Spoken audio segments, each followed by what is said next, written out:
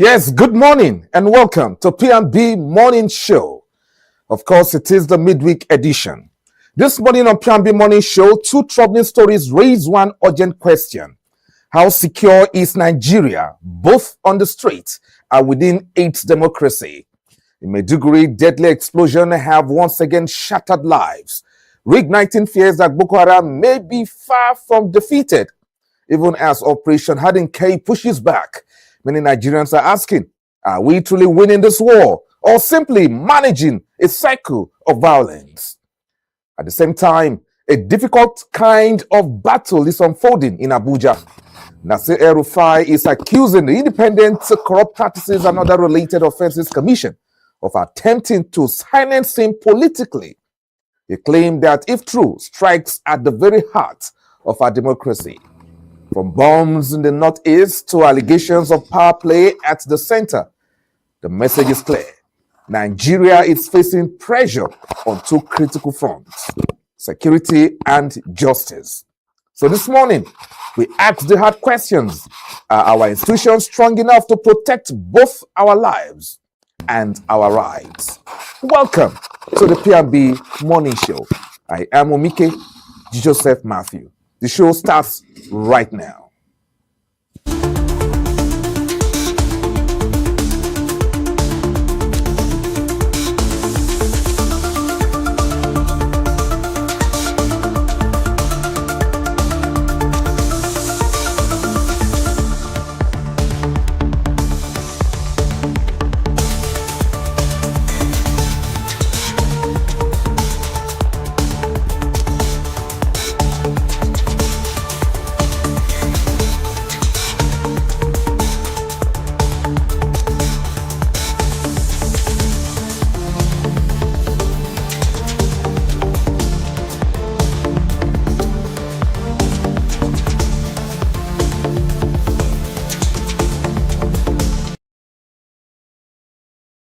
Okay, welcome back, and this is the P&B Morning Show, and this segment is the newspaper review. So let's quickly dive into the papers this morning and quickly review them. And our very first paper on the review is the Punch newspaper. Killings spark fury. Defense chiefs move into Maiduguri. Killings spark fury. Defense chiefs move into Maiduguri. That's talking about the Borno bombings, and we understand that the service chiefs are right now in Maiduguri, and of course, a lot of individuals, politicians, civil society organizations, and well-wishers are condemning the activities of Boko Haram. Yes. And Mohbad, family's lawyer, question lab's capacity for DNA testing. Mohbad family's lawyer, question lab's capacity for DNA testing. Another story there. Tinubu, 2027. Tinubu ministers seeking office get March 31 resignation deadline.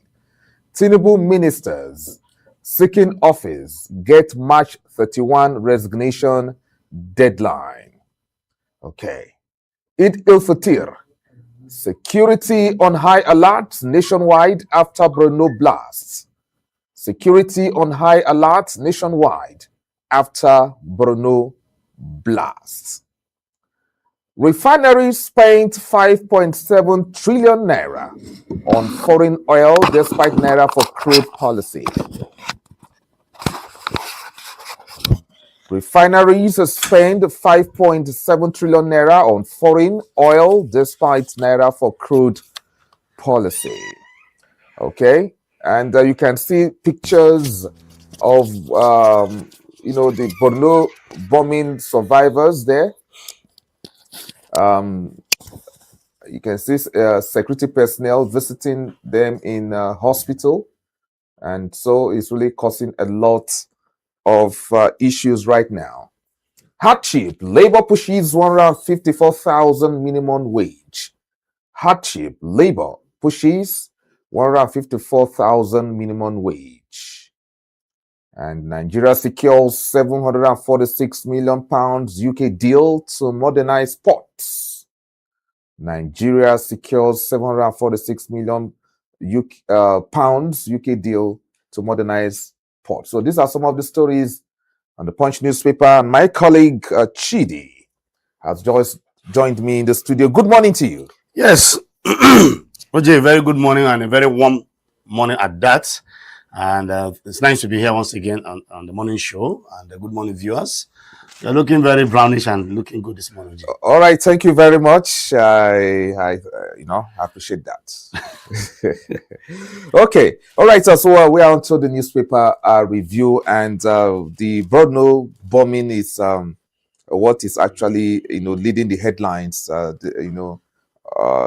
Leading the headlines in majority of our national dailies this morning, and it will surely form part of our discussion also this morning. Now, the service chiefs are in Borno State. This is not the first time that a sitting president will order service chiefs to relocate to Borno whenever this kind of thing happens. We've seen that in the days of Buratai. We've seen that in the days of Jiruka and the rest of them. You don't see.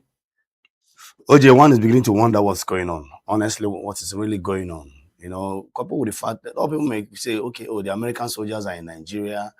We expect to see, better improvements. But since they came in, I think it was 100 of them. Well, we are yet to see significant change. It right from when they came into the country until now, the soldiers have been ambushed. We've lost many soldiers, including theater commanders, lieutenant colonels, and the rest of them. Now we are losing the bomb blasts everywhere. So we really want to understand what's really going on. The whole issue is beginning to appear like the more you see, the less you understand. And now, the same time again, we also heard that the likes of Gumi coming out again to say that, and ever since that statement, we've not heard anything from Gumi. We have not heard anything from God. We have not had any straight or strong counter statement from any from government. Yes, and these are the issues now we keep wondering. And I'm surprised everywhere is normal. So Nigerians are beginning to get used to this insecurity issue as part of their lifestyle. That's why I'm seeing it now. We're beginning to. In fact, I was watching a comedy skit yesterday, and I see people making jokes, making jokes out of this insecurity now, and we laugh, we crack jokes with it. It's sad. It's sad. Honestly, it's sad. Yeah, human lives no longer matter. And it has to matter. It has to matter because that is the oath our politicians took when they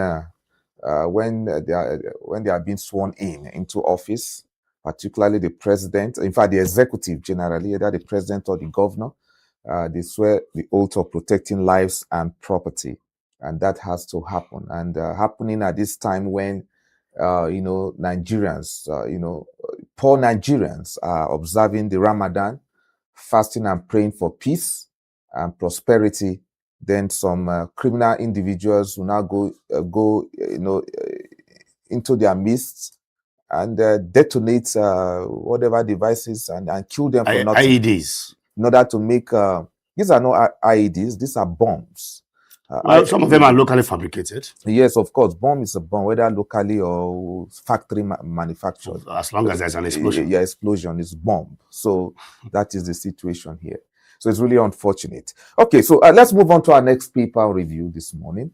And we finished with the Punch, and the Guardian is next. The Guardian carries this headline: Electricity consumers worry as 16 states falter on decentralization. Electricity consumers worry as 16 states falter on decentralization. And of course, you can see the headline there on the Brno explosion. Troops warn of fresh attacks in Northeast as casualty toll rises. Troops warn of fresh attacks in Northeast as casualty toll rises. Okay. Tinubu directs appointees seeking elective offices to resign by March 31. Tinubu directs appointees seeking elective offices to resign by March 31. Now, Achidi, if you are a minister in this government and seeking for any elective position by March 31, that's in 2 weeks' time, you are supposed to resign your appointment. And this is the president, telling his ministers. Yes, apart from the president saying that, I think it is constitutional too. You're not supposed to be serving as a minister, as a public servant. Public servant, where you are, nursing an interest, politically. So it's the president is really trying to remind them what has been enshrined in the Constitution. I don't know, I can't remember the section vividly, but it's expected, because you're expected to, vacate the seat and then concentrate on your political career if you so wish. So, well, it's a good one. At least we're beginning to see some form of regards for, procedures, which is one of those things we've been clamoring for. Let the right thing be done the right way, and we want to wish them well. Let's hope and see that those that we want to nurse interest, because I know one or two of them we have interest. Let's see what happens. It is being rumored that the Minister of Power, Adilabo, is nursing a gubernatorial interest, and few of them like that. So if you know you have that political influence in your state, then resign as a federal cabinet member and go and face. And if you don't clinch it, then you can remain there. Yes, someone was a victim of this in the last administration. That's talking about Malami.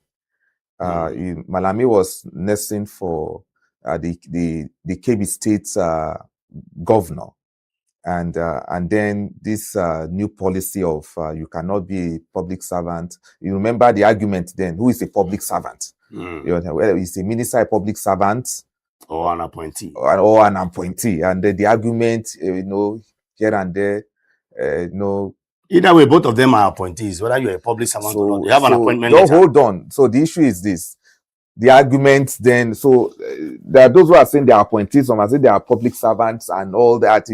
So in the end, when it became very obvious that it's like those who say whether you are a government appointee or whatever, you are a public servant. Malami now didn't, because of that. He didn't now nurse the ambition anymore, because as the Attorney General then, and it was then rumored that President Buhari told him, no, you can't leave me alone in Abuja, you have to remain and all that. So, and that was how, the current Governor Nasser Idris, now became governor with the support of Malami. But today now they've parted ways, and I was in Kebbi State, and I know the politics happening there. So a lot of people are saying that Malami could have been the governor if not for that policy of if you are nursing an ambition, you have to resign as a minister. So before now, even as a minister, you can still go and contest and all that, and come back.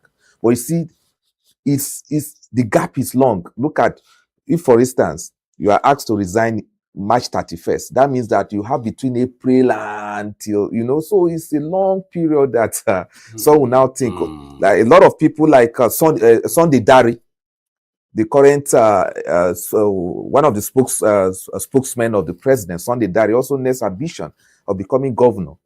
Now the issue of resigning made him not to. He was afraid. It's a very strong gamble, OJ. Yes, it's a political gamble. Yes, very big one, in the sense that you have to choose between the lion and the deep blue sea. Yes, it's very confusing. Do I remain in Abuja or go and throw the hat on the ring to test my political popularity? Of course, and some of them I don't know.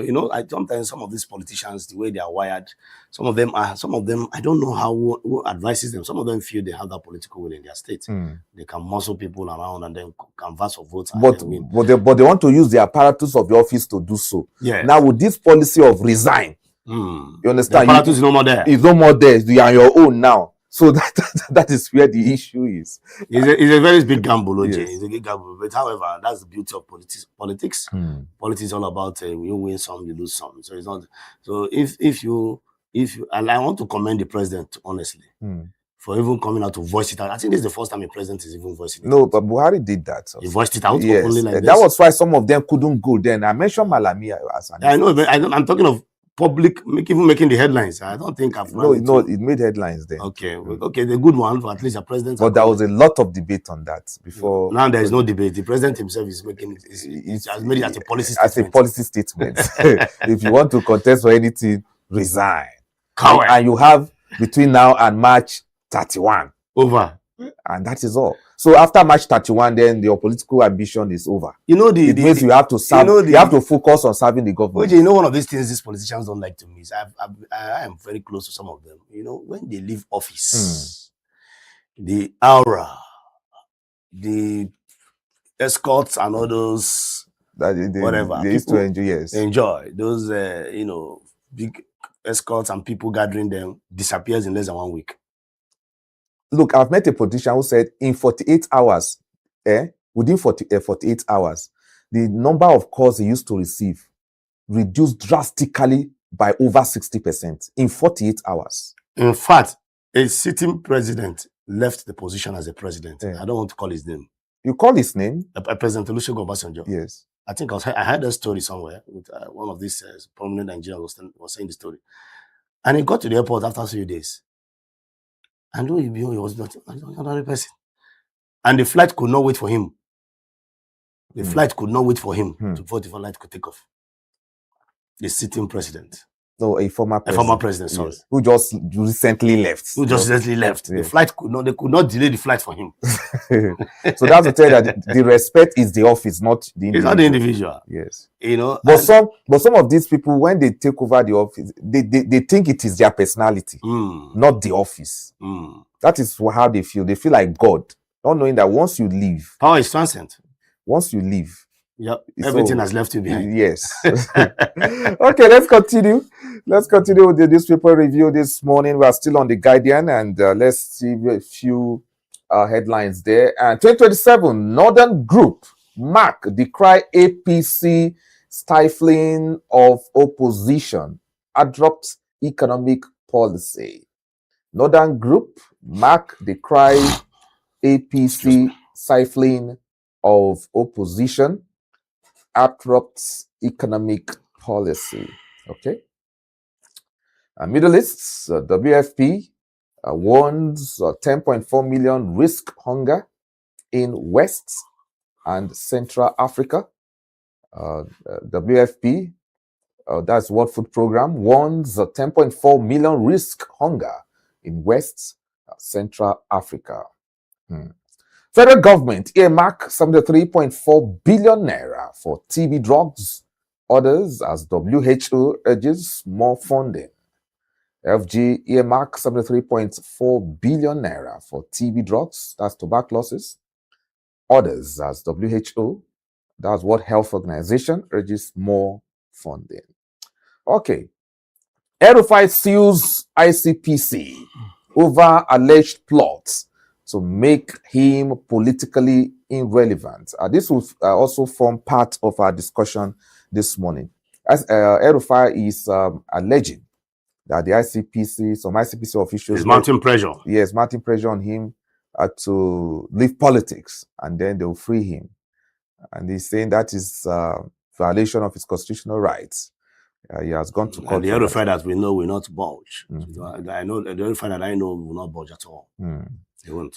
Okay, so it will form part of our discussion this morning. So look deep into that as we continue. So let's move on to our next paper on review this morning. From the Guardian, we now have the Nigerian Tribune, outrage over killings in Maiduguri explosion. Outrage over killings in Maiduguri explosion. You can see that no paper that then carry this headline. It's a major concern, national concern. And in fact, issues like this, the president and the government should even go into mourning. You know, but I understand the president is not in the country as we speak. The president traveled out of the country to the UK despite this outrage. Well, I don't have much to say about that, but you see, it's not the first time it is happening, but I want to also appeal to the government to learn to also, let's stay and observe these things. You know, we're talking about human lives here. citizens of the country, probably those who are PVCs that also voted, you know, and you know, when things like this happen, it calls for, as a person, it gives me serious concern. I will cancel the trip. I will not go anywhere. My people are dying, and I'm traveling to do what? I have to go, stay, sympathize with them, make some one of national statements, press release, and then but this time around, you see, we keep hearing this normal alleged rhetorics of the service chiefs going to relocating to, after relocating, the bomb blasting continues, and one will begin to wonder if the entire military formation is in a particular state and the bomb blasting goes on, what is now going on? Now, the handlers of the president will argue that, you see, this trip has been planned already, and it is for the interest of the country. You understand, as if they know better, but when they are not in government, they criticize. I know that this same APC, this same APC, this same administration have criticized, other presidents before now for not showing empathy when this kind of thing happens. During Jonathan, there is nothing that the opposition did not say. APC in particular, yes, did not say about the records are there. That yes, that there is no empathy from the president or from the officials of the government. This has happened, blah blah blah. No visit, and this is the same thing they are all doing at the end of the day. Now the president is in UK, and the place here he is safe. Eating dinner with the king, and of course the prime minister, cutting ribbons, going to functions and all that. Why people die as we speak. 15 people died as a result of bandit attacks in Katsina State last night. So while the president is out of the country, in a banquet,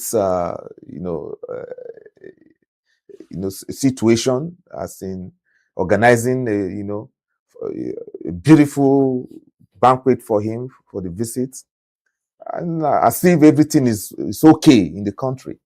Life doesn't matter anymore. But you see, people cannot eat, fuel hike everywhere. People are trekking. The economic situation and all that. As if the question is, even the king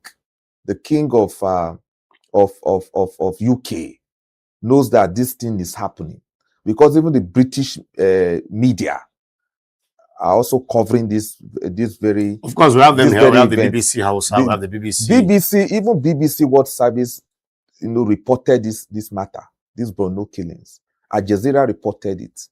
You understand? So it is known worldwide what is going on. Yet the president is out of the country.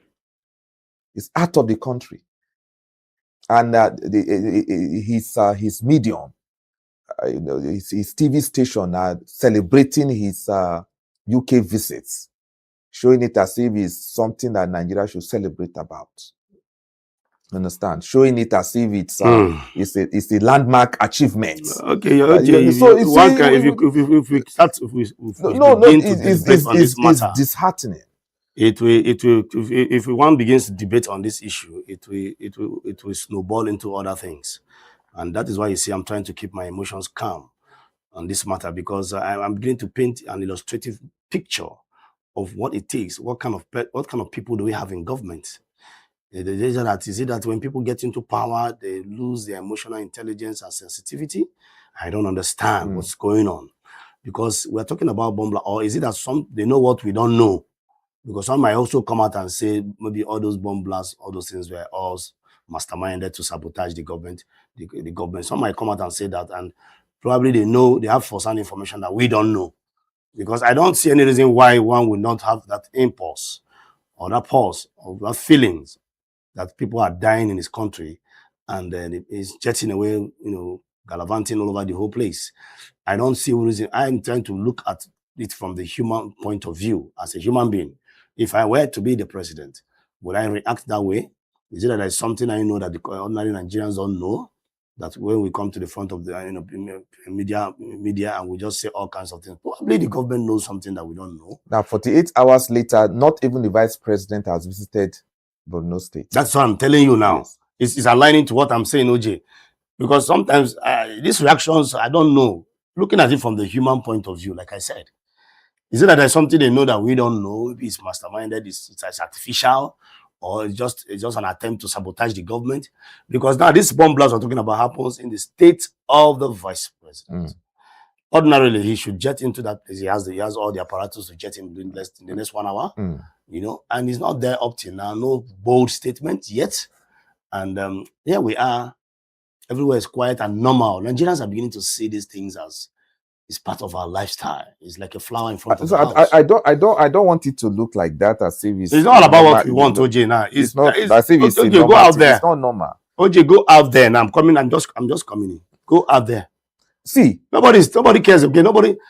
That is what you think. Nobody. You think. See, people will move on with their lives wherever. They'll move on with their lives because you see, an average Nigerian, once something did not happen to them directly, they don't feel it. They pretend as if it's a normal thing, but it's not normal. When it gets to their turn, yes. Now, because you see people moving normally, and of course, you won't expect people to sit down at home and be mourning.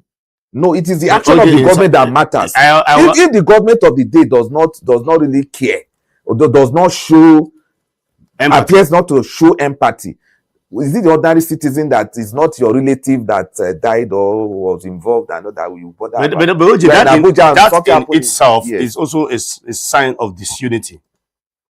We are one Nigeria as we are. We have been told we are one Nigeria. Yes, we agree.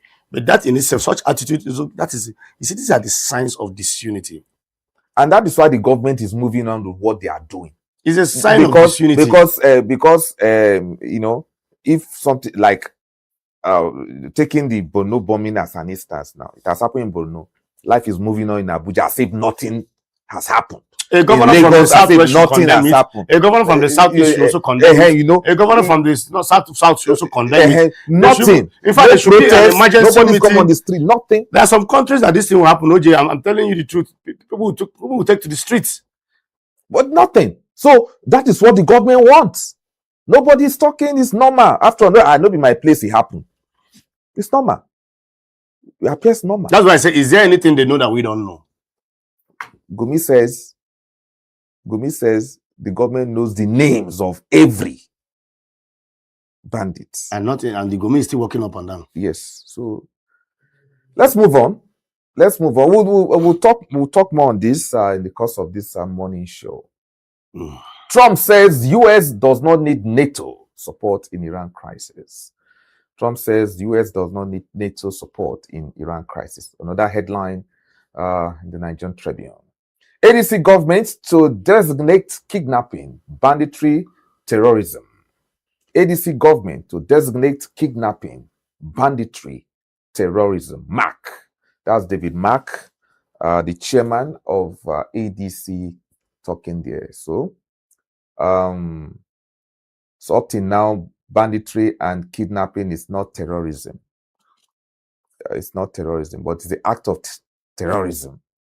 But the government has not really designated banditry and kidnapping as terrorism. So maybe that is why it's still happening. The act is not far-fetched from terrorism. Of course, it's a terrorist and act. And here we have people who have not even done as much as the bandit and the kidnappers, and they are in prison and they are being charged for stealing goats. You go in for a lengthy sentence. Life no balance. Life really no balance, because you look at it very well. Some people are in prison for what they don't know. Yes. And here we have some people are being granted pardon for killing people. In fact, stories, so we have it on record that a particular bandit wore the uniform of an assistant commissioner of police to attend the peace deal. The pictures are there in social media. Okay, let's move on very quickly. And to our next paper, let's leave the Nigerian Tribune now. So, Vanguard is next. Survivors recount ordeals. Service chiefs relocates to Borno. Survivors recount ordeals. Service chiefs relocates to Borno. That's talking about the Maiduguri explosion. Middle East crisis. U.S. counterterrorism director resigns over Iran war.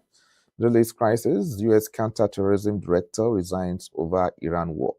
Yes, the U.S. counterterrorism director says he's no longer part of Donald Trump's government because he does not really understand the motive of the war, and that Donald Trump is being misled into the war by Israel, and he will not be part of a government whereby the young generation of troops will be sent to Iran to go and fight, because that is the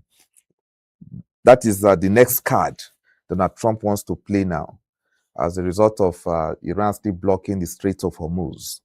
It appears because now NATO says you are on your own, UK is saying you are on your own, we cannot send our troops or whatever, we cannot help you because you did not consult us before going to this war and all that. And Donald Trump is now considering whether or not to send troops, to send boots on the ground. And this director is saying he cannot be part of that and all that. So, and it's a major setback for Donald Trump administration. As it is now,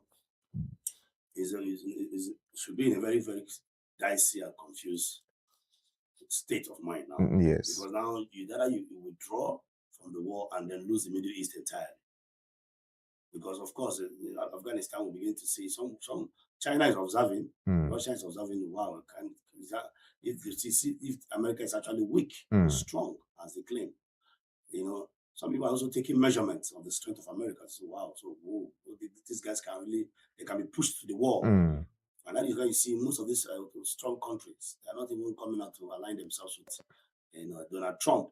So Donald Trump is between a very strong decision, either to pull out and lose the entire Middle East, because of course the military bases in Saudi Arabia and rest of them have been destroyed, and Iran has once that they will ensure that there is no military, US military base. All those are rhetorics. There is no way that is possible. You understand? There is no way that is really possible. There is no way Iran would think that they'll have their ways.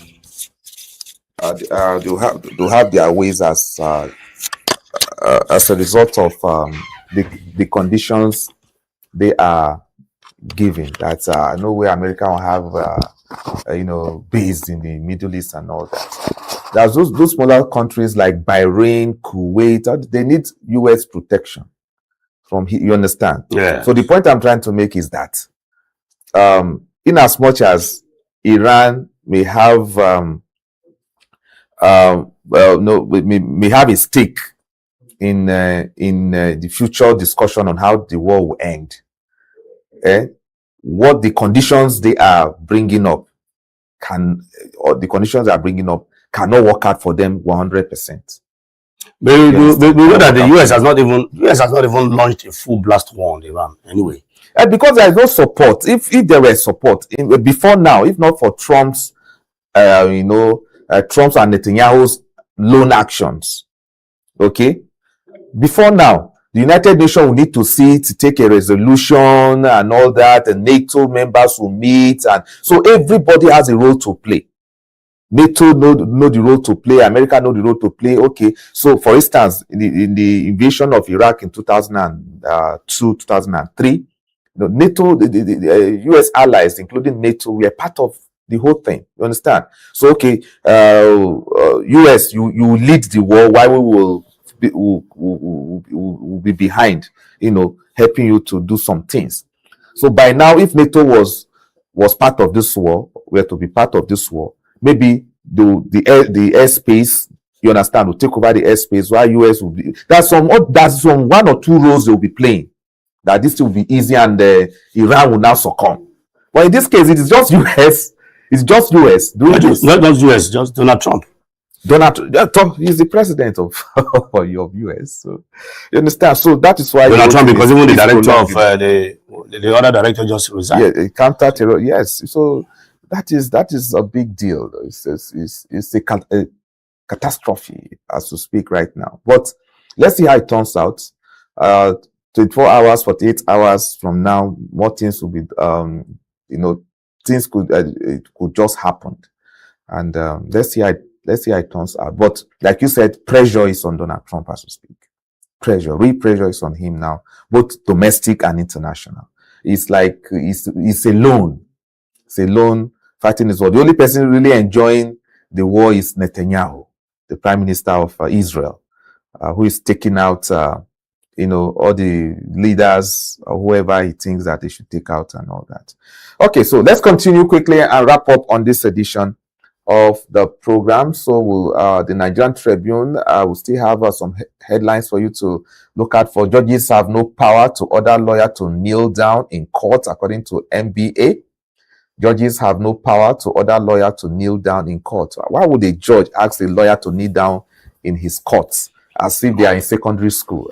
Did that really happen? Yes, it happened here in Abuja 2 days ago. The lawyer represented Ishore, and it actually marvels everybody. A judge telling a lawyer to kneel down. Even the judge cannot even tell his own son to kneel down. And he's telling a man, a lawyer, do you know what it is to be a lawyer? How many years of school, passing through school? He feels he's the judge, and the lawyer is an average. Of course, there's no lawyer that's not an adult. And you're telling an adult. And so what constitution is that judge reading? You see, some people, once they occupy position, I say they feel like God. I think this ungodly or unprofessional practice should be brought to public, and also judge should be. They should rope him. That is the position of the NBA. The NBA says it's unconstitutional. It is unheard of and all that. So they have made their statement. Did the lawyer actually kneel down? He didn't. He didn't do that, and the judge threatened to issue him contempt of court and all that. So for not kneeling down, for all he said, "This is my courtroom. You don't need to do this." Anyway, we all call for decorum in our courtrooms. Lawyers too should respect a sitting judge, but a judge too should know his boundaries. How will you tell an adult? Let's even forget the fact that you are a judge. Will you see an adult? Will you ordinarily see that man on the street and tell him to kneel down? If not that, because you are occupying that position. I'm telling an adult to kneel down. As if I just can't comprehend. Some of the issues I'm hearing this morning, I'm looking at you as if maybe, are you sure these stories are real? Imagine a judge telling me to kneel down. So they'll tell you this is the how do they put it? The temple. Temple of justice. The temple of justice. You have to respect it. So just imagine how God, the Almighty God that we serve, has not told us to kneel down. No, just imagine. No, God himself has not even asked us. If a man on this earth, on a throne that was made by man, you understand, will feel like God and ask somebody, why did you raise your voice? Kneel down. Somebody who is also, you understand, who can also be a judge tomorrow like you. You are telling him to kneel down. Somebody representing a client in the law court. You are telling him to kneel down. OJ, I think that kind of judge, so God, they should re-examine. Almighty God has authority to do anything to us. If that is the judge, his mental state and health should be re-examined. I'm telling you that the judge should go for subject himself for mental re-examination. Because I wonder what was going on in his mind when he was saying that. Was he joking? Or he was serious about it? To the extent that he was also calling for contempt of court. What contempt? For not kneeling down. He is the one, really one disrespecting the courts. For practicing what is unconstitutional, that is what we call judicial rascality. The judge should be the one that is even breaching the contempt of court. The law does not give him that power to do that. The man was a human being, an adult, before he became a lawyer. So what is he preaching? You're supposed to interpret the law, and now you are breaching the law. Fundamentally first. Because the person in question is an adult. And we are not really discussing the judiciary this morning, and I don't want us to. I'm trying to picture the mindset of that judge. Just imagine what the judge do at home. In his home, if he has one, of course, you have some of those judges. Some of those men allegedly they're not living with their wives. A man like that, I don't think he will live with him, because that's toxic. That is somebody judicial. that will tell a lawyer representing a client in To kneel down. to kneel down, as if we are talking about master and slave situation, or a secondary school situation where a senior student That will went to come the and same say, law school with him. no, he's a judge. This one is you are They still were a all lawyer. trained in the same. They were all members of the bench. So anyway, it's on course. That's why the NBA has reacted anyway to the situation. Okay, so let's go to our next topic under review this morning and see the Vanguard. Still talking about the Maiduguri explosion. Survivors recount ordeals. Service chief relocates to Borno. I think we'll finish with this one, please. Let's move on to the next.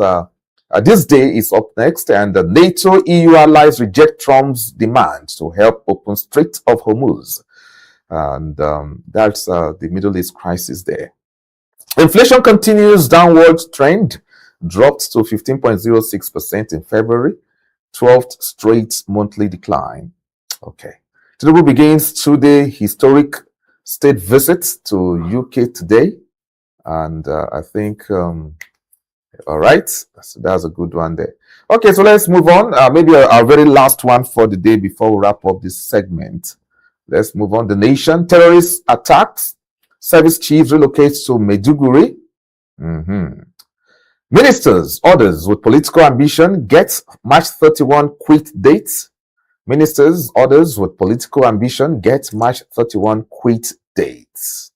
King Charles, Queen Camilla host Tinubu wife at Windsor Castle.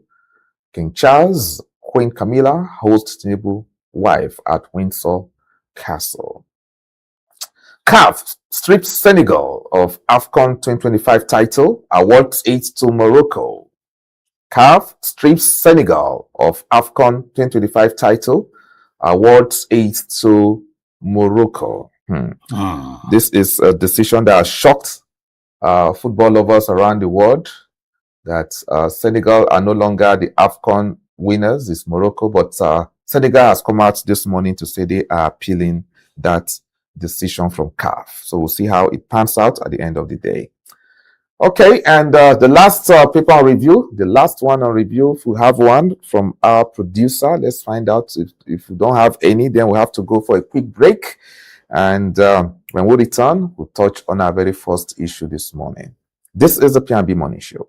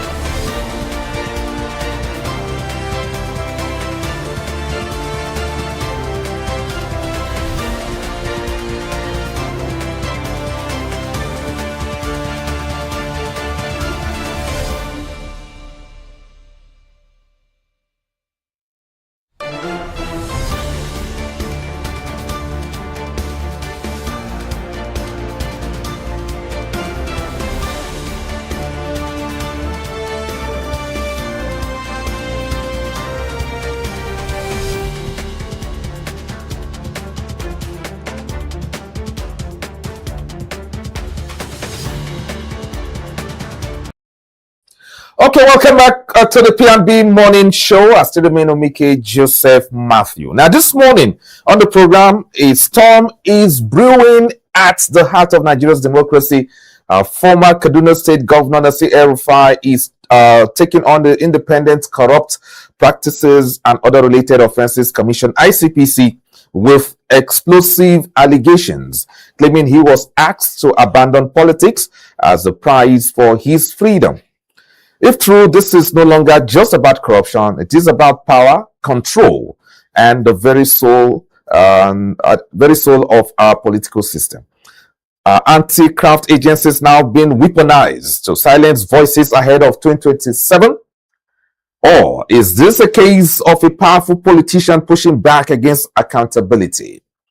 Because at the center of it all lies the dangerous question: can any institution, no matter how powerful, demand that a citizen surrender their constitutional rights?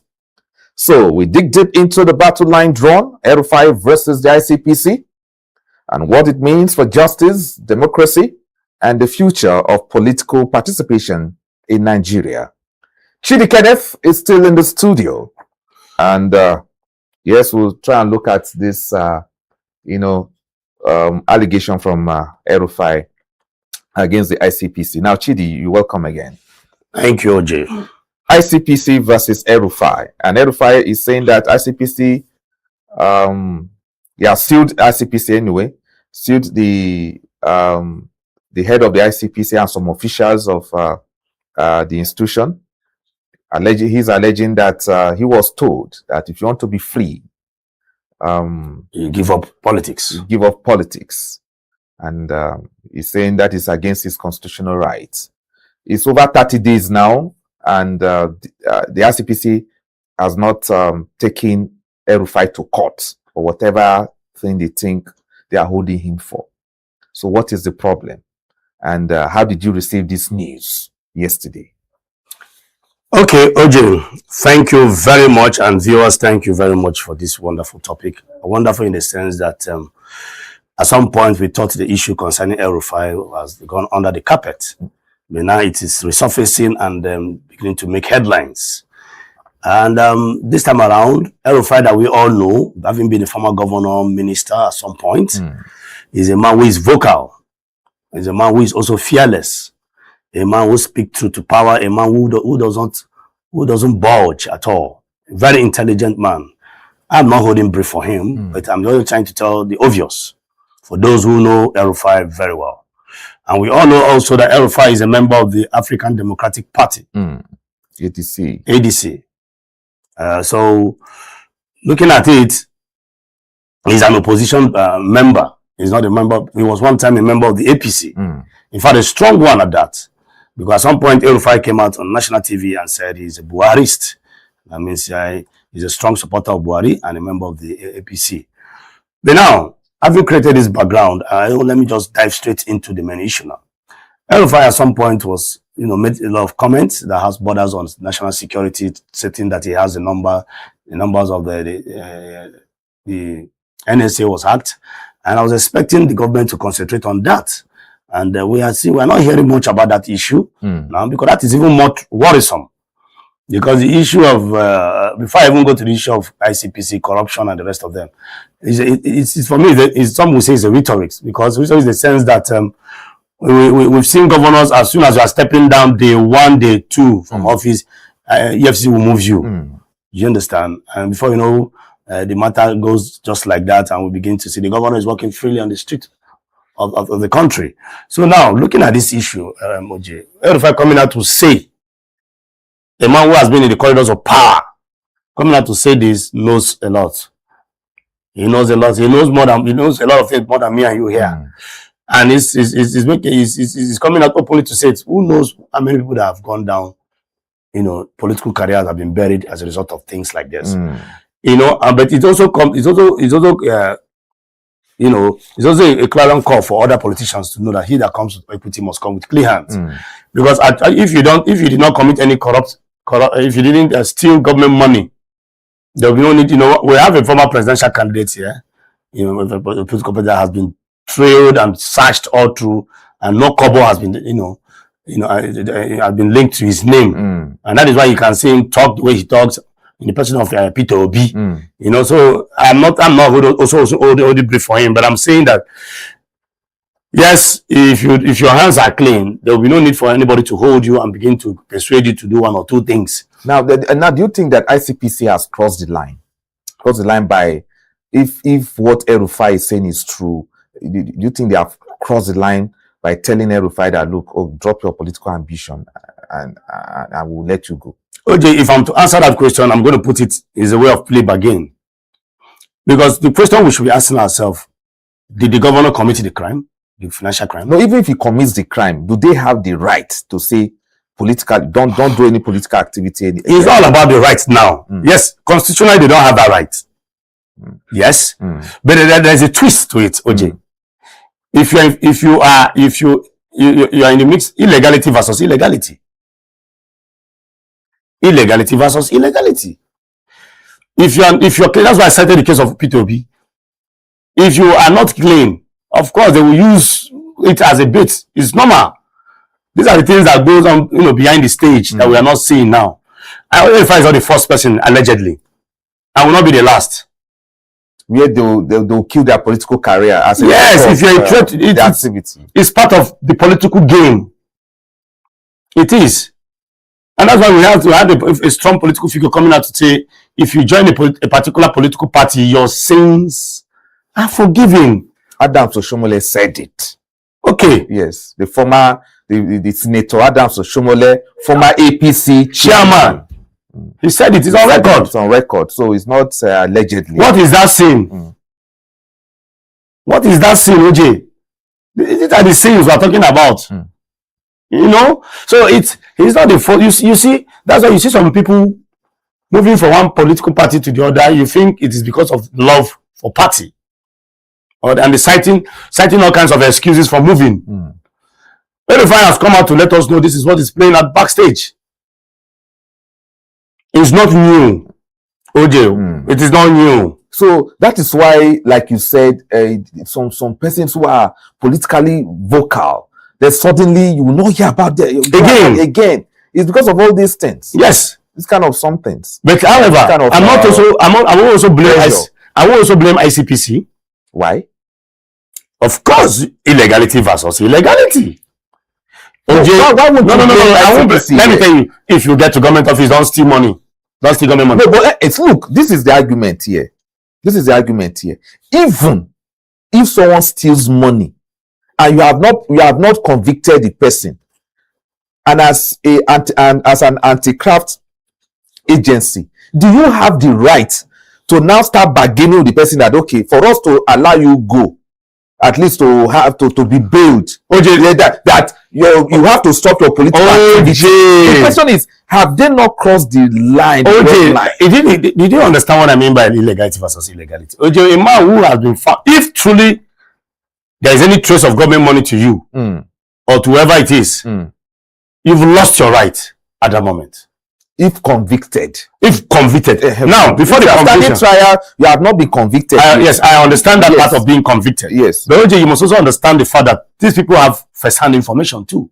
And evidence. If you have first-hand information, convict him now. Wait, I'm coming. Yes. I'm progressing. Now, I'm only trying to tell you why they use such platforms to try to cow people into taking decisions that are unlawful and unconstitutional. However, I also want to say that it's clearly on TV that is wrong. ICPC has no right to do that. But you see, he who blows the pipe dictates the tune. Now, they want to call the Habeas Corpus Act. ICPC has violated it, which says nobody should be detained for more than 24 hours without trials. The ICPC, by now, you should send El-Rufai to court. After 30 days, they will always be seeking for extension of detention and all that. But now they've come out last night. They're always filing for custody to keep him. Yeah, but last night they released a statement, and then let me quickly read the statement from ICPC, because it has been rumored that they want to seek for extension of detaining El-Rufai. That's what I'm saying, filing for custody. Yeah, so now the Independent Corrupt Practices and Other Related Offences Commission, ICPC, on Tuesday night, that's last night, pushed back against reports that it sought a fresh court order to extend the detention of former Kaduna State Governor Nasir El-Rufai, saying the claims are inaccurate and misleading. Now, at the heart of the controversy is a simple question many people are asking. Is the anti-corruption agency quietly extending El-Rufai's detention? The commission says no, insisting it only went to court to respond to a legal challenge filed by the former governor not to keep him in custody any longer. That's what we are discussing now, that they did not go to court to extend this. But it's 30 days now. You've not even filed any charges against him. You said it's standing trial. So why are you still keeping him? He who alleged must also prove. You see, the matter itself is controversial. Controversial in the sense that El-Rufai is coming out to shout foul. Oh, my fundamental human rights is being infringed upon. ICPC is also coming out to deny certain things, to say, oh, we actually went to court to answer to certain allegations by the defendant, as it were. Now, the truth is this: take him to the courts. Let's see how it plays out. Because it's like El-Rufai himself was also well equipped. He knows, like I said earlier on, a man who has been in the corridors of power, a very, very strong chieftain of the APC before. now has moved to the ADC, I smell a rat. So I recall that we discussed on this program the issue of El-Rufai, and what we discussed then, if you remember, is that El-Rufai refused to speak to ICPC. That if they want him to talk, they should take him to court. They take him to court. So it's not like yielding to their demand. If you custody, he refused to talk. El-Rufai right now in the north is one of the most powerful and the most influential personality in the north now. Right now. Undoubtedly. And El-Rufai is an intelligent man. I told you last time when you mentioned this issue of El-Rufai not speaking, insisting that he's going to speak in court. That is a very strong sign of strength. It poses threats to everybody, because when a man is quiet and he's telling you, I don't want to talk, take me to court. That means he knows a lot. And probably El-Rufai that we know, very blunt, speak the truth to power. He will go to court and say things that can, just like the way Gumi came out and said something very strong, and he's still working freely. El-Rufai knows a lot of things. I'm saying it now, El-Rufai knows a lot. Okay, now El-Rufai is not the kind of person that El-Rufai is not the kind of person that will chicken out. He will say it blue-black. He already has started speaking. He has started dishing out little by little by saying they are trying to cow him into abandoning politics. Even though we don't have the fact of that statement, but I think that statement came out from him, right? Yes, he went to court and okay, and that is the man. That's the person of El-Rufai. Only God knows what else he has in stock to say. So you see, El-Rufai is a very sensitive human being and a sensitive personality in our political life in this country now. He has a lot to say, and if he's not properly managed, El-Rufai can cause a lot of political upset. Okay, now let's look at ICPC again. I just want to look at the mindset of the ICPC. Can we say that maybe somebody from the presidency, or maybe it is the ICPC who are overzealous, the officials of the ICPC who are overzealous, that are now taking this step, this alleged step, by telling El-Rufai, okay, if you don't want us to leave you politically, don't be relevant anymore. That do you believe from the body language of the presidency or from any quarters that somebody will say, ICPC, will give the ICPC the idea of say, tell El-Rufai this, and maybe he will chicken out politics? You, from the topic, it already answered your question. Is he a tool? What is the function of ICPC? Investigate corruption. And so what is the link between investigation of corruption and then politics, resigning from politics?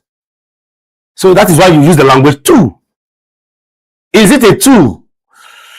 That's why I said that, sometimes people who head institutions. Yes. People who head institutions, understand, or any position. Yes. They go outside their rights.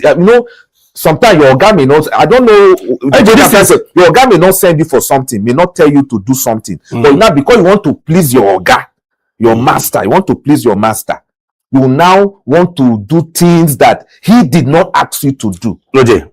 So in this case, that's the question I'm asking. Like, El-Rufai is accusing the chairman of ICPC now, and some of the officials that he has mentioned in the court document. Have they go overboard? Maybe nobody sent them. OJ, these are things that, like I've mentioned before, these are things that goes on backstage. It's not unofficial. It's unofficial, OJ. If you want to kill a dog, what do you do first? You give the dog a bad name. You want to kill the dog, but the first thing you say, oh, the dog is very aggressive.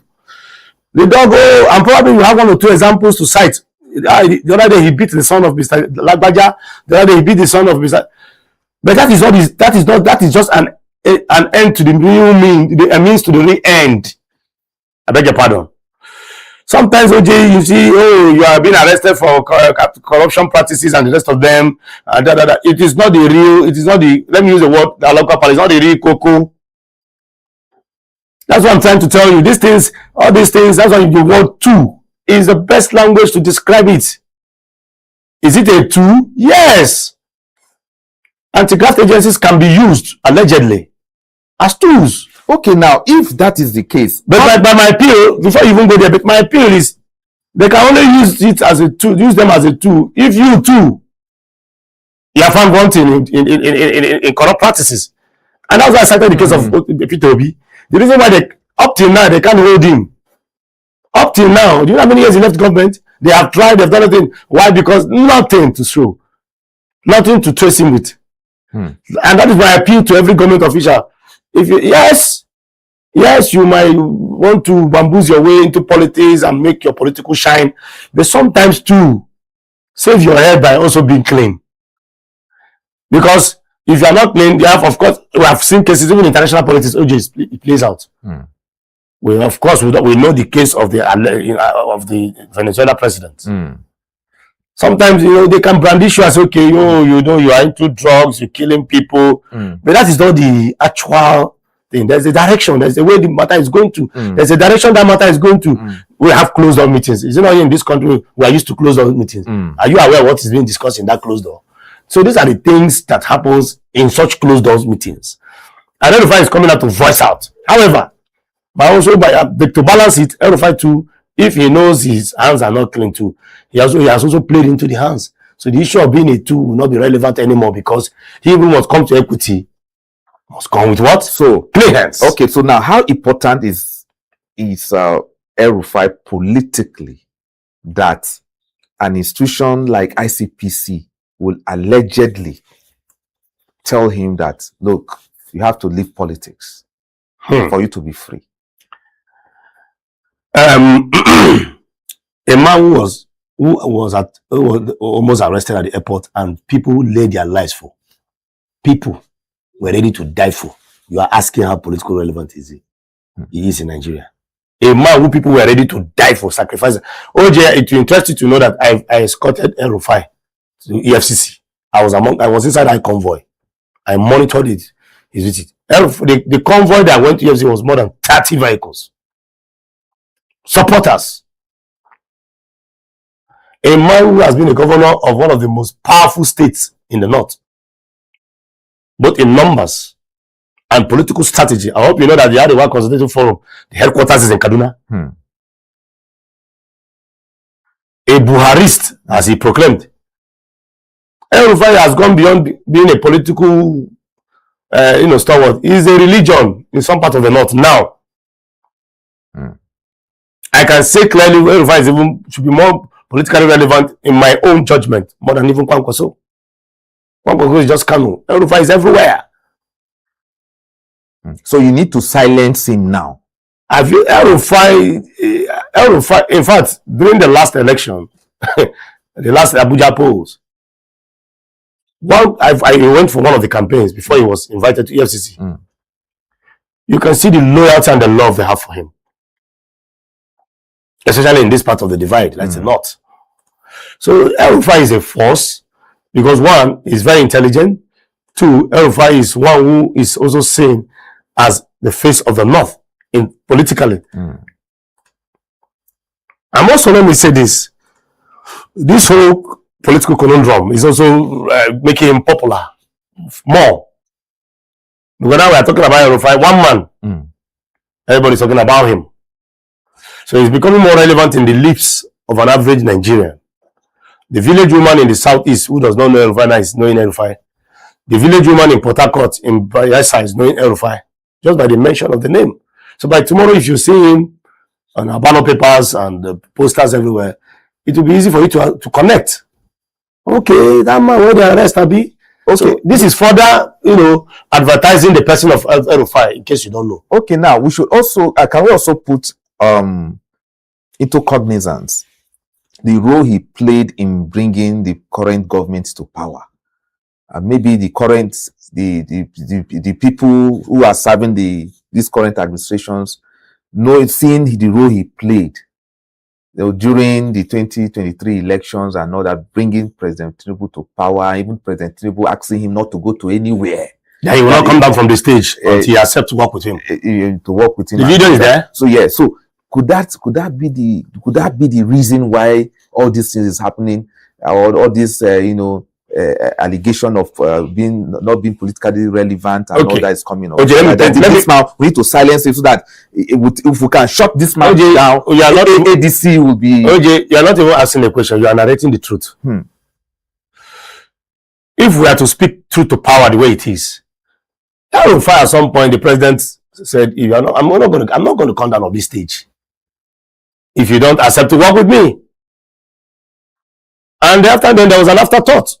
Afterthought in the sense that El-Rufai was nominated as one of the ministers of this very government, this cabinet. And at some point, it was here and there, stories touching on one story leading to another. He was not screened. Why was he not screened? No, he was screened but rejected. He was screened. Why those screening was just was formality. He was rejected. Why was he rejected? Are you aware of the reason why he was rejected today? Was it made public? Where is the report? I've not seen. I don't know. I don't know if you know. I think the only thing we know about the rejection is that there were petitions from some individuals and groups over his role on insecurity in Kaduna State. Okay, fine. Well, that's also an allegation itself. Nobody has come out to say, openly. Okay, I think it's on that premise that I think. Yes, I've also heard allegedly that he has connections with all those things. Allegedly, anyway. But let me also say this: some people understand the strength of El-Rufai. El-Rufai played a very huge role in this current administration, becoming the president. Undoubtedly, he delivered Kaduna State. El-Rufai delivered Nasarawa State. In fact, at some point, PDP was leading in Nasarawa State overwhelmingly. El-Rufai played a huge role in delivering Nasarawa State to APC and Kaduna State and some other states. So they know his political strength. The records are there when he was the governor. I remember El-Rufai and the likes of Amechi, they are very strong too. They are close friends. Now seeing El-Rufai dilly-dallying and dining with the likes of Peter Obi those are two big influential politicians from two different divides. One from the southeast and one from the north, or north central, as it is. So me and you, what we are even seeing is just the surface. El-Rufai, you can't take it from him. He's a force to reckon with, as long as the political landscape of Nigeria is concerned. So, how might this legal battle shape the political landscape as the 2027 elections, approach? Well, I would like to approach this question two ways. With what I've seen in this country in recent times and in the past, it may interest you to know that sometimes some of these things can be a way of distraction too. Political distraction. These big men are friends, OJ. Okay. They have a way of reconciling themselves, and before you know, the whole narrative will change. Don't be surprised that El-Rufai probably allegedly is playing a script too. But it's in detention. Can someone in detention? It's part of the script, OJ. Yes. We've seen people in detention and come out to become leaders in this country. Have we not seen somebody who also fought for a section of the country for Yoruba what's it called? Agitation. And is wearing the political cap of a political party. Didn't we see it in this recent time? You are looking at me, didn't you see it? That tells you anything can happen. OJ, anything. This is a country where we play politics with very sensitive issues. And sometimes we use certain things to mislead Nigerians and making Nigerians to feel, oh, this is the true picture of what is going on. At the end of the day, you see everything will just somersault and the narrative will just change. If Sunday Igboho can wear APC political cap, then me, I've lost hope. Anything I see now, sometimes I have suspicion in it. I suspect it somehow. Because that is one angle to your question. The other angle too can be also truly what it is. Maybe political witch hunt. But like as I say, I'm going to approach the questions two ways. Don't be surprised tomorrow, El-Rufai will come out tomorrow and everything will just die down and he will go back to APC and tomorrow you see him becoming a very serious flag bearer for a very serious issue. Okay, now, as we try to wind down this discussion, can anti-crafts or anti-corruption agencies remain truly independent in a highly charged political environment? Not at all. Not at all. Anti-corruption agencies, the directors that head such agencies have been appointed by who? The president. They are all appointees of the president. But they call it independent, this independent. There's no independent anywhere. Allegedly, there's no independent. See, I appointed you as my director to come and head ICPC. I come and head and the EFCC. I appointed you. So that means I'm paying you. I'm paying your salaries. You should serve my interests. But is that but the laws establishing them is does not give room for that, or ordinarily it does not give room for that. Well, I have not even stumbled deeply into the laws or the acts establishing that, but I want to believe that as long as they are being appointed by the president, of course we should expect the questions. The answer is already there for itself to answer. It is not in my mouth you will hear. The Reverend Father has a wife. It's not in my mouth. AJ, it is a straightforward question and a straightforward answer. Who appoints the head of EFCC? Signed. Who appoints the head of ICPC? Signed. The president. So that alone settles it. So when you say independent, the only person that I can say, okay, probably the Council of State will have to look into his appointments, and they will sit down, the Council of State, former president, and say, is the INEC chairman. That is the only person that goes through some form of liberal and widespread consultation before he's been appointed because of the sensitivity of his office, of the INEC chairman. But others are straight appointments. The president does not need to consult anybody.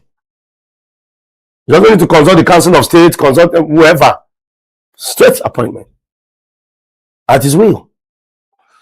So he who blows the pipe takes the tune. So the tune, we all know the tune. And that is one of the tunes we are seeing here playing out now politically. Okay, so what's the way out now for ICPC and El-Rufai? 30 days in detention. ICPC has said, okay, we've not actually gone to court to seek for a renewal of, what do they call it in court terms? To seek for his detention beyond, for another 14 days and all that they've not done that. They've only got to the court to answer some issues El-Rufai is raising against them and all that. So 30 days now. So what's the way forward for ICPC and El-Rufai? Like I asked earlier. He has spent 30 days with them, 1 month with them. He's not charging to court. So as a Nigerian, what's the way forward here? Okay, well, as a Nigerian, the way forward, I think my advice for ICPC is either they let him go or they charge him to court. Is either they let him go, let him be, or they charge him to court. Although it behoves on them to also file for custody to keep him pending on the investigation that is ongoing. It is the right of the ICPC to do that by law. But we must understand that there are limits to certain things. When you begin to keep a man, too much, incarcerate a man and keep him under custody too much, it begins to raise a lot of concerns. The more you keep El-Rufai, the more it begins to make, let me tell you what El-Rufai is doing, OJ. Comments like this from El-Rufai. El-Rufai is a smart person. Give it to him. This comment is what is resurfacing his popularity. Of course, if you notice, for the past 3 weeks now, the issue of El-Rufai just went quiet. Yes, somehow, yeah. So the man also understands that he must be in the news. I don't believe that El-Rufai is a media man. You understand the power of rumor and the power of, being in the news. Being in the news. He's a very smart and intelligent man. From his actions, you will tell. For the past 3 weeks, El-Rufai, nobody's talking about El-Rufai anymore.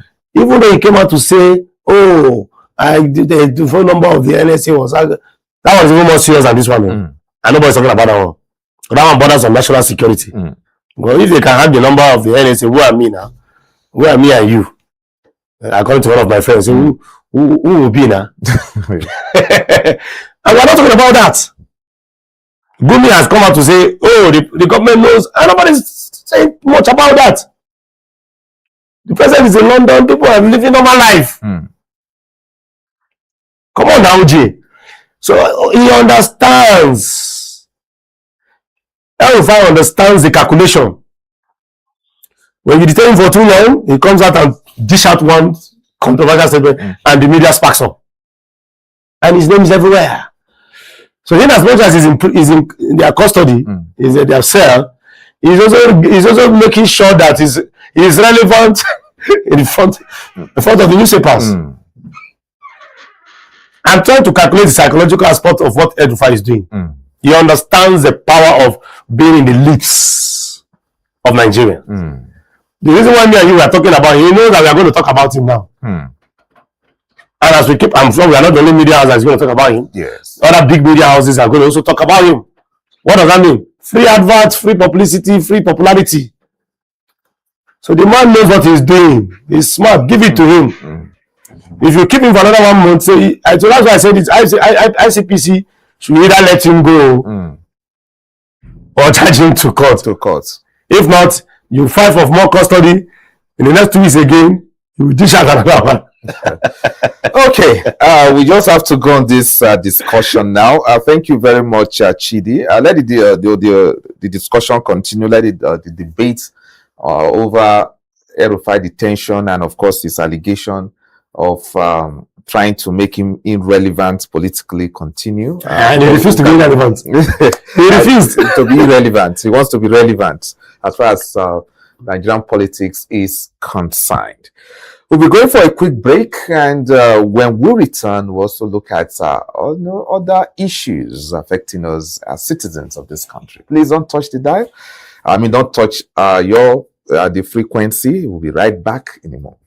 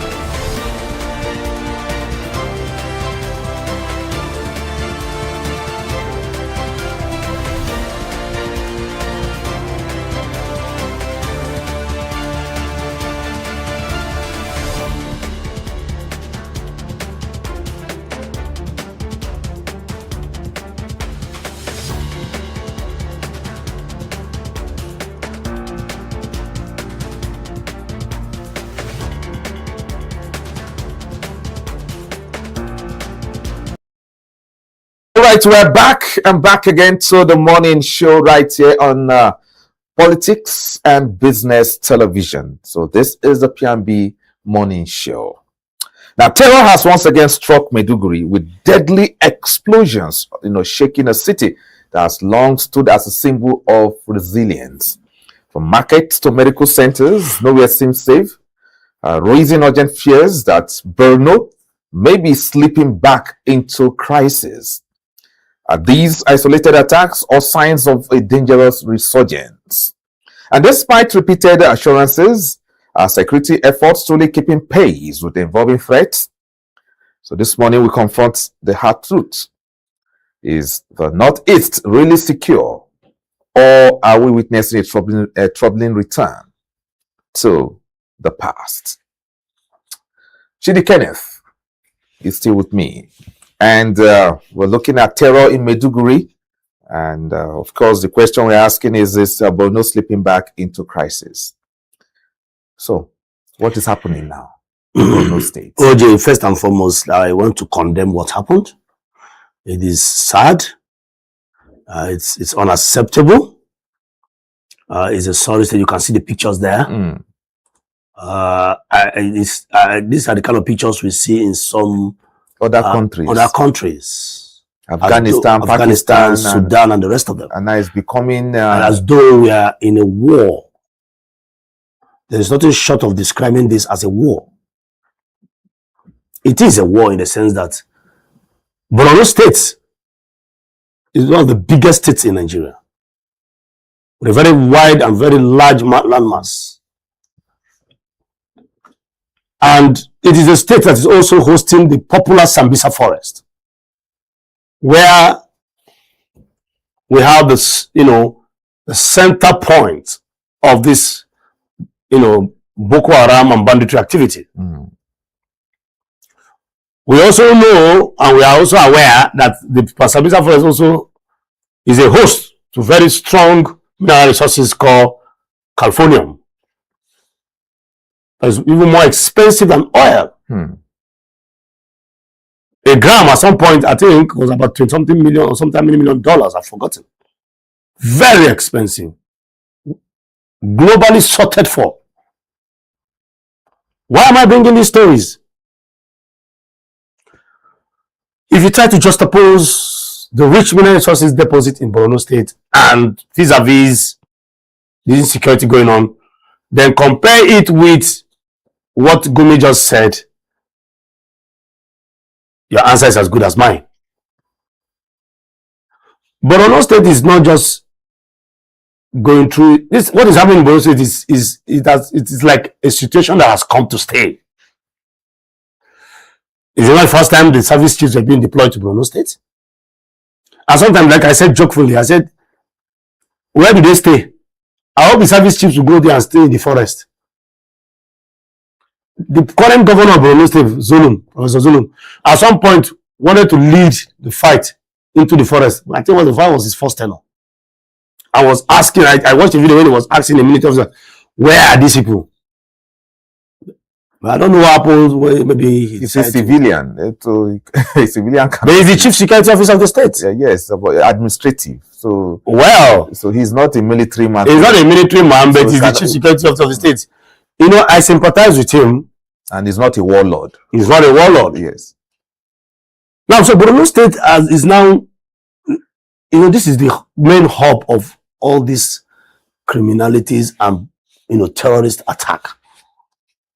And, Borno State shares borders with so many countries like the Chad and the rest of them that are very porous, with a wide land of deserts everywhere. So, having painted this picture, OJ, you can see that. In fact, I even heard, I think at some point, a military base was moved to Borno State. Major one at that. Yes. And was commissioned by President Muhammad Buhari. And still this whole thing is happening. Yes.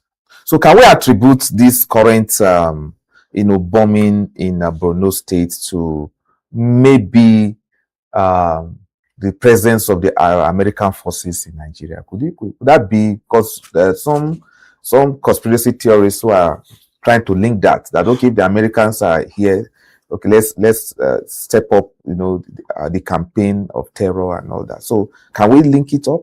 There are so many conspiracy theories out there. There are so many that one doesn't even know which one to believe or to clinch his hand upon. Recently we had American soldiers, 100 of them. No, 200 of them. 200. Even an American jet, warplane, whatever, landed in Borno State. That alone would have sent some form of, signal to those terrorists. And in that same Borno, right? Is it where we lost the soldiers? Of course. The same Borno. And after them, in the past 3 weeks or 1 month now, we've had issues of killings from soldiers to civilians in the same Borno State. A state where American warplane with a lot of military hardware was, came in and landed with all the, strategies and what we know American soldiers to be. We are not seeing it happening now. We shouldn't be seeing all these things. There's a question some people will ask. So why the arrival of the American soldiers? 100?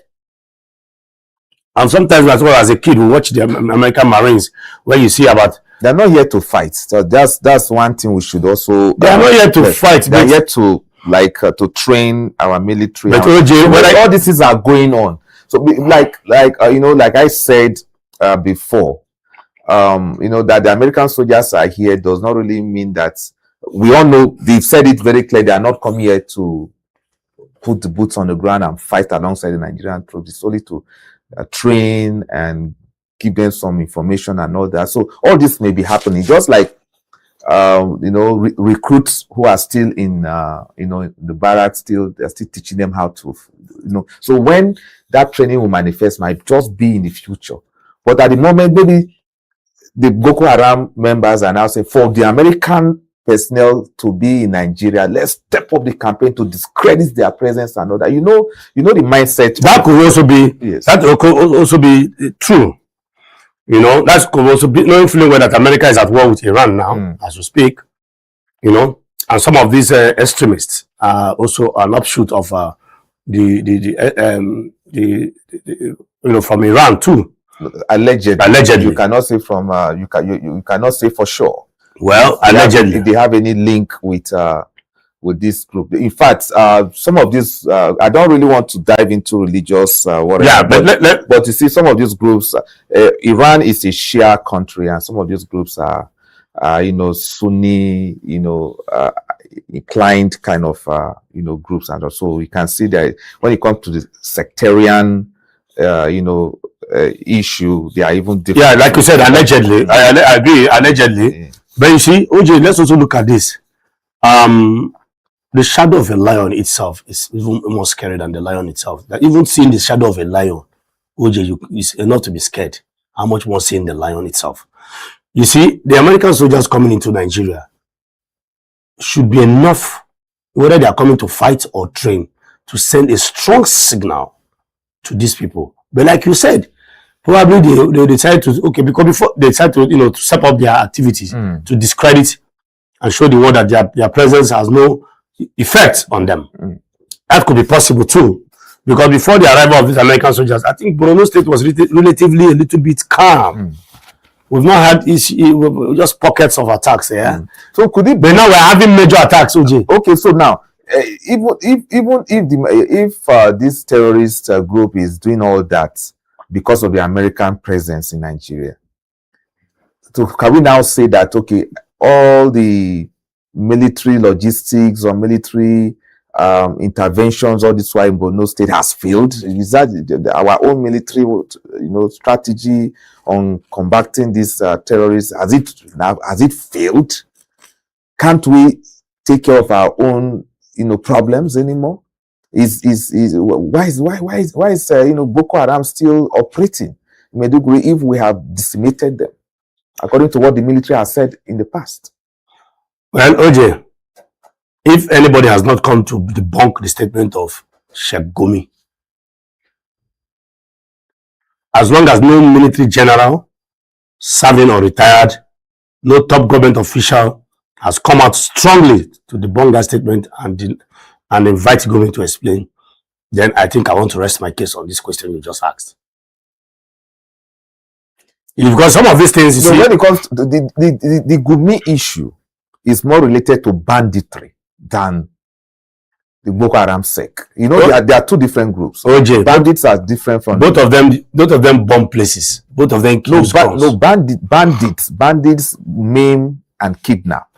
But Boko Haram, uses explosion, there is suicide mission and all different approach, the one agenda. Yes. So Gumi is talking about bandits. Different approach. Boko Haram. You see, these are just, it's like changing school uniform, OJ. This is the same education. Activity is different. The kidnappers are different. So you should know the role of everybody. At the end of the day, they all kill human beings. Yes, but somebody is talking about a particular group. So he is more concerned about bandits who will invade the village, maim and kidnap, and then ask for ransom. And even kill. That's what I said. That's why I mentioned maim. You understand? Okay. Maiming means to kill. Is that also? Now, you kidnap those you want to kidnap. Those you feel like, I don't want to kill this one. Let me take these ones along. children, women, and all that. Then you now ask for money. You now ask for ransom because you need the money to equip yourself. So these are the group Gumi is talking about. Gumi is not talking about Boko Haram. Now, Boko Haram's activity is more in the northeast. This Borno we are talking about. They are operating in the Sambisa forest, and the Nigerian military is there. And this is the same region where in 7 days they killed 3 commanding officers and many soldiers who lost their lives recently. And we now had this bomb blast 48 hours ago. So is the military strategy failing? That is the question I'm asking. That one, the former chief of army staff, Lieutenant General Buratai, served for close to 6 years or so, and he's from Borno State. The bombing did not stop. The bombing did not stop. So now, why am I answering you this way? You said if the military is losing grip, we keep using the same approach. Now, they deployed them at some point to Borno State, built a very big military base there. Did it stop? Did it end? No. Now, it has happened again, and they've deployed the service chiefs. And I was asking, I hope they will not go there and stay in the hotel rooms. They should go and pitch their tents in the forest, where the theater of battle is going on live. That is why you are the chief. And sometimes I'm wondering, where's the Air Force? Because we have drones. And at some point we had one of the chiefs coming out to say that drones will be used to support INEC in places where INEC cannot get to. This is the time to use those drones. So OJ, to fish out all these guys it's not rocket science, OJ. It's not rocket science. We're talking about a state here. We can deploy drones that can search the nook and crannies of Borno State, get these guys and flush them out. It is possible. It is possible. But like I said, having described, the deposit of the rich mineral resources in Borno State, one can begin to have some kind of feeling that, are you sure it's not connected? Of course, we've seen the former CSO to the former president of the late President Abacha, the likes of Mustafa, coming out to say a lot of things that has to do with the mineral resources in Borno State and the illegal mining allegedly going on in Borno State. So there's a lot of, like you said, conspiracy today, a lot of conspiracy information and things going on there that an ordinary Nigerian is even tired, doesn't even really know where to really place his sense of judgment on this matter. Because at some point we see American soldiers are coming to train, and the chiefs are being deployed. There is nothing we have not seen. There's nothing we have not heard. Now, still, OJ, I can assure you, in the next 2 months or 6 months later, they will still come out and say one thing or the other. We are beginning to get weary of these things. We need outright solution. So is this the outright solution? The president has come out, has directed the service chiefs to relocate to Borno State, which they have done, and he has, and the meeting he had with them some 2 hours ago, that 3 days ago or so, that he has ordered for more equipment. He used the word equipment for the campaign against Boko Haram, and he has reassured the people that is going to happen. Do you think that with the intervention of the president by approving more equipment for the military, they will push back these threats? It is supposed to be so, but unfortunately it has not been so in the past, because the former president also signed money for the purchase of Tucanos and the rest of them. What happened? So you are sounding as if we cannot have a headway against Boko Haram. I'm not sounding, OJ. It is appearing to be so. What strategy are you seeing now that you have not seen before? Is it deployment of service chiefs? In fact, the former service chief is from Borno. Is it the establishment of a military base? Is it the purchase and release of billions of, I don't know, $1 billion? That was and it was creating a lot of dust. And at the end of the day, it was voted into law, and they released that money to buy all kinds of military hardware. What happened? Where are the military hardware? Where is it? Tucano jet? Where is it? We all read these things in the free media. Now, if the president is coming out to say he wants to acquire more military equipment, it's a very good one. But the question is, what happened to the ones that have been acquired before? What effect, what result did he achieve? Why are we still having these things? At some point, everyone will be quiet. The next thing you start hearing everything without the surface, like you said. Probably this thing is coming up again to discredit the, the coming in or the introduction of a U.S. military. U.S. military jet landed in Borno State. Okay, so now that the army has warned of multiple suicide bombings as a result of the festive period we are about getting into, what should ordinary Nigerians do now? Because the army is saying that, look, we might be having suicide bombings as a result of the Eid celebration. So what should ordinary citizens do in this regard? Well, first of all, let me thank the army. They've been doing well. It's not easy. I've seen, for those who think being a soldier to combat terrorism, terrorism is something that is alien to we Africans in the time past. So it is, if you go to Jaji and you go to the military training now, you see it's part of the training now that the military soldiers must undergo. Those that passed out many years ago did not really undergo such rigorous training for counter-terrorism because we never saw it coming. I'm talking about 25, 30 years ago. But now it's a new reality. So I want to commend them, so far so good, for paying the supreme price, for combating terrorism. But however, let me also add this, based on the question you have asked, that the military also need to do more, especially in the area of intelligence gathering. And this is what they are trying to do now. They need to do more. I'm happy they are coming out to tell people, be more careful. Because we're likely to have more bombings. Especially in this, now that we're in one of the festive, Salah is fast approaching. I think tomorrow or next tomorrow, Muslim brothers will be celebrating Salah. So it's a good one. And my advice for the military is to do more, bring out more intelligence reports and caution notice.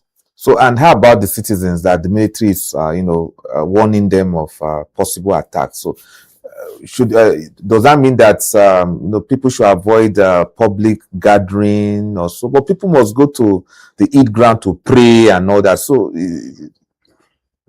OJ, we're alive first. You must be alive before you can pray. The dead man does not pray. The dead man does not pray. The dead man doesn't talk. Prayer requires talking. You open your mouth. What are you going to pray for when you are dead? Instead of the living will come and pray on your head and wish you well. So my advice, what I'm trying to say, you need to also be alive first. My advice to my Muslim brothers is that abstain yourself from large gatherings. Because just like the shell of an egg will attract the snake, that is how large crowd attract these criminals, these terrorists. You see them? Have you seen any terrorists coming to bomb where just one or two persons is there or is sitting down? They like to target where people are gathered. That is it. So my advice for anybody, please do not allow this information from the Nigerian army to fall on deaf ears. I understand the importance of prayer. I understand the importance of going to celebrate your Salah. It's a thing of joy. It's something we all look forward to. I personally enjoy Salah. I'm also looking forward to eating Salah rice and meat. However, I need to be alive to eat. And we also need to be alive to pray. All right, so thank you so much, Chidi Kenneth, for your insights this morning on this topic concerning the Brno bombing, the the multiple bombings in Brno that is causing a lot of discussions in the country today. Northern governors, CSOs, philanthropists, individual politicians condemning what has happened in Borno State, and we also join others in condemning that that kind of dastardly act by those terrorists trying to kill innocent or killing innocent people for nothing So, and we call on every Nigerian watching us this morning that you have to take all those precautionary advice from the military, from the security forces as we celebrate the Salah, to avoid some places so that you don't fall victim to this to these people's act. And we also, like the police will say, that if you see any suspicious movement, you report, because it was the action of the gate man at the Meduguri Teaching Hospital that saved a lot of people in the hospital, because the keke napep, the tricycle that exploded, was actually heading into the hospital, and the smartness of the security guard, the gate men there, their smartness was able to save a lot of patients in the hospital. Save the situation. Yes, because they chased them back and said no, but the tricycle was not marked, because they know the tricycles they allow into. That's also emotional intelligence. Yes, and they had to push them back, only for those Boko Haram members using that tricycle to see some this Almajiri children gathered outside the hospital gate, and now they drove their tricycle there, and then detonate the something. You understand? So their target was inside the hospital, innocent people who are sick in hospital and all that. So if you see suspicious movement, like the police will say, please report. And for those security people at the gates of that hospital, they did a very smart job for saving a lot of, even though we still but you can see the level of inhumanity to humans. And you see what I sometimes I wonder where they get the money to actualize this and perpetrate this kind of evil. Sponsorship. Do you know how much is a tricycle? It's 4 million. 3.6 million to 4 million naira. It doesn't matter to them. We are talking about terrorist group. Do you know that they kidnapped and somebody, or they stole the tricycle? This is a machine that is designed to generate revenue. And somebody use it. Terrorists use anything. They use cars, they use whatever for their. And then you drive it to where Lamaji children are gathered, yes. Innocent children who did not even beg to come to this world. Somebody brought them to this world, even without consulting them. And you drive your tricycle to that place, and you detonate that tricycle and to kill them. And you think God is going to forgive such a person? Anyway, for those who are brainwashing them, we tell them that they have reward for their actions. We have to go on this one now. Thank you so much. Let's go for a quick break. We'll be back, and we'll discuss one major issue right here in the Federal Capital Territory before we wrap up the morning show. Please stay with us.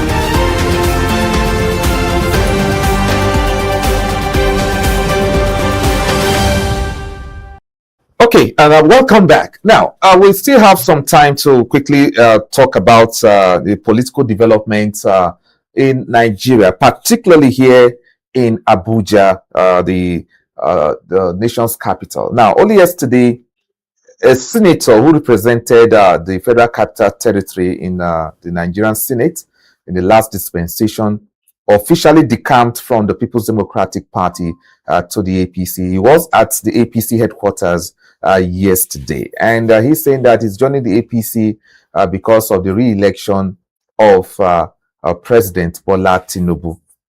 But beyond that, why would he leave the PDP now for the APC? And that is what we want to quickly discuss in 3 or 4 minutes. So before we go, this is someone you know very well.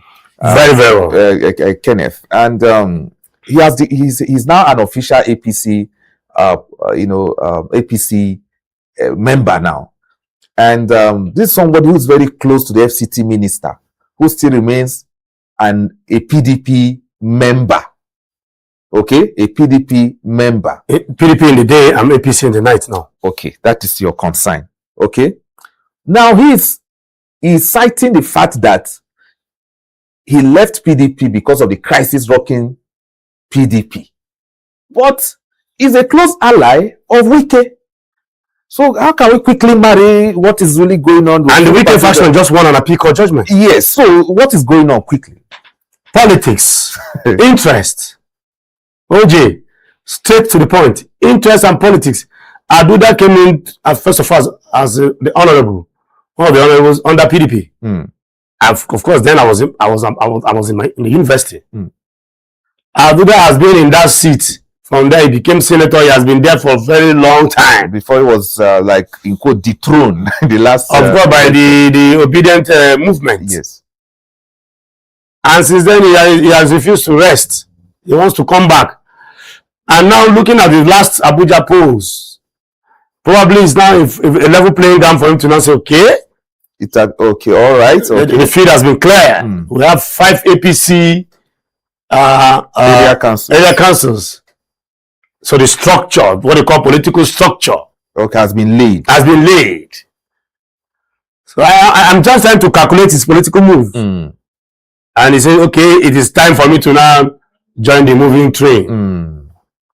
More so that he's close to Wike, who I clearly now I cannot say, even though he has won the appeal court judgment, but some people are saying that they don't really know where Wike belongs to. Because seeing Wike addressing a crowd with APC, an APC crowd, today you see him going to court to fight PDP faction. So we don't understand this kind of politics that he's playing. However, there is no morality in politics, as they said. So some people are, Nigerians are just watching. And to be very frank with you, Nigerians are tired. Some Nigerians have gotten to the level where they say, we're gonna do nothing. We don't tire. And this is going to trickle down to voter apathy. It's going to affect voter turnout. Because this whole political shift and whatever you will call it is going to affect trust. Because there is no internal democracy, there is no party ideology.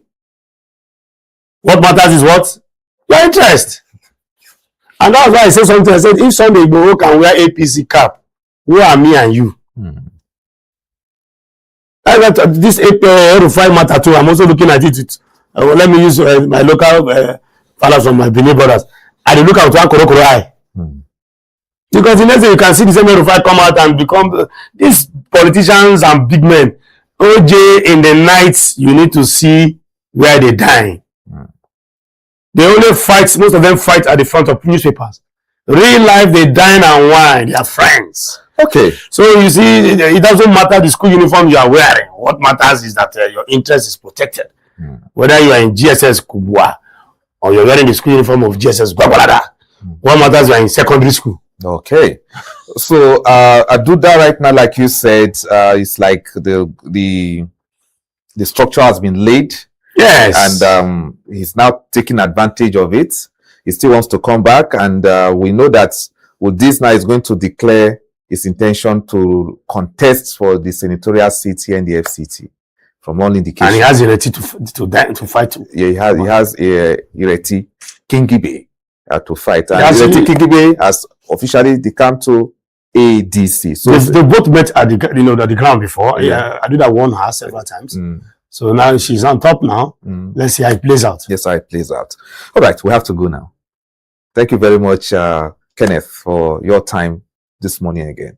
Thank you very much, OJ, for having me too. I want to say Barka de Salah in advance. Yes, I'm warming up. My stomach is getting ready to enjoy the salad. Oh, okay. So, on this note, we've come to the end of this edition of P&B Morning Show. Special thanks to everyone who, of course, assisted in this production, particularly those behind the scene.